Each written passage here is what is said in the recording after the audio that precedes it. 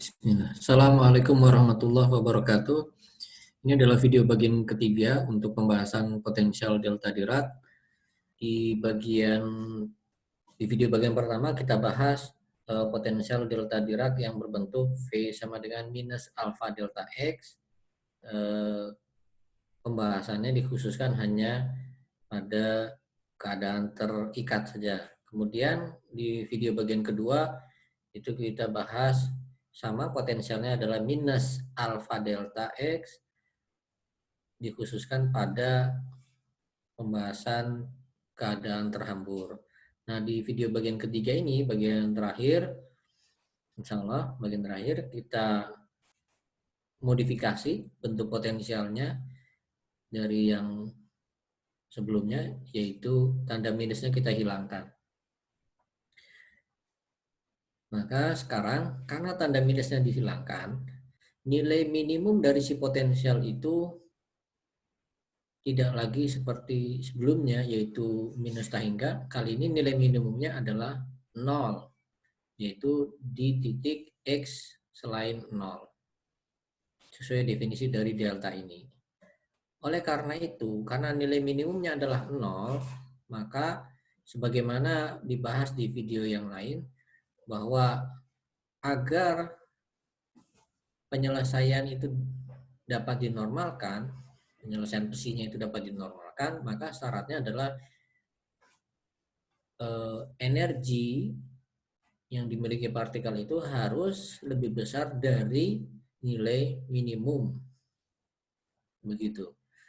Harus lebih besar dari nilai minimum potensial, maksudnya lebih besar dari nilai minimum potensial.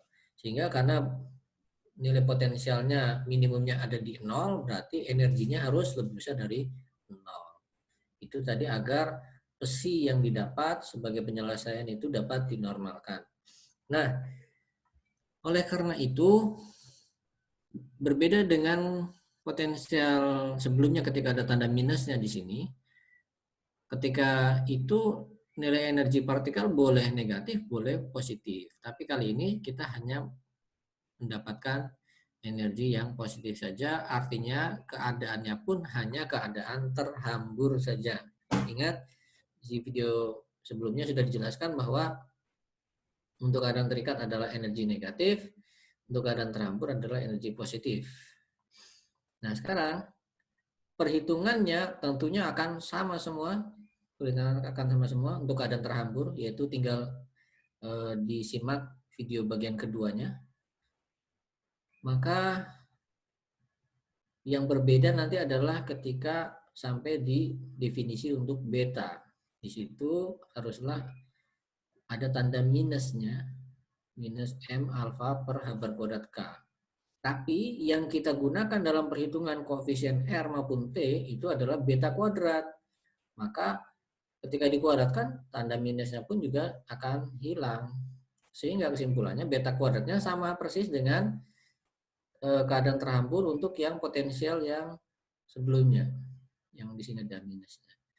Maka artinya apa? Definisi dari koefisien terhambur dan koefisien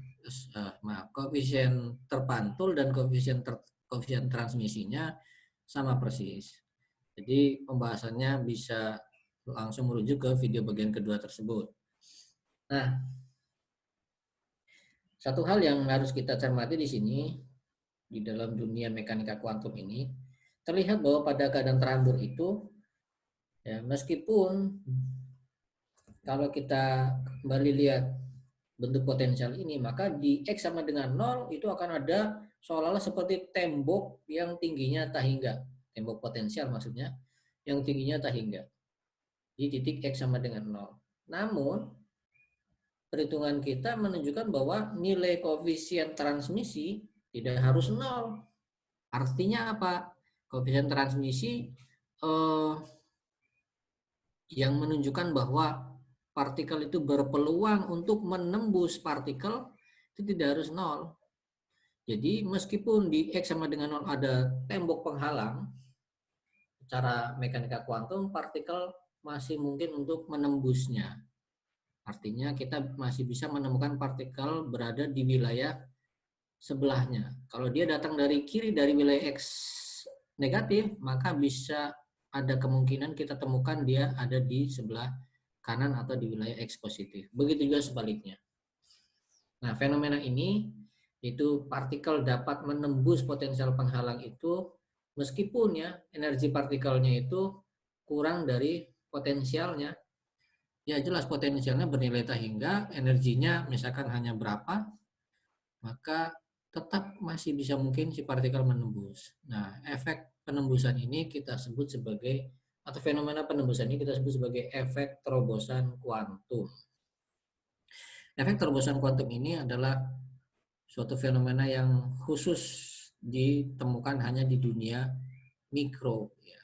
Kalau di dunia klasik, kita tidak akan temukan fenomena tersebut, atau bisa dikatakan itu mustahil.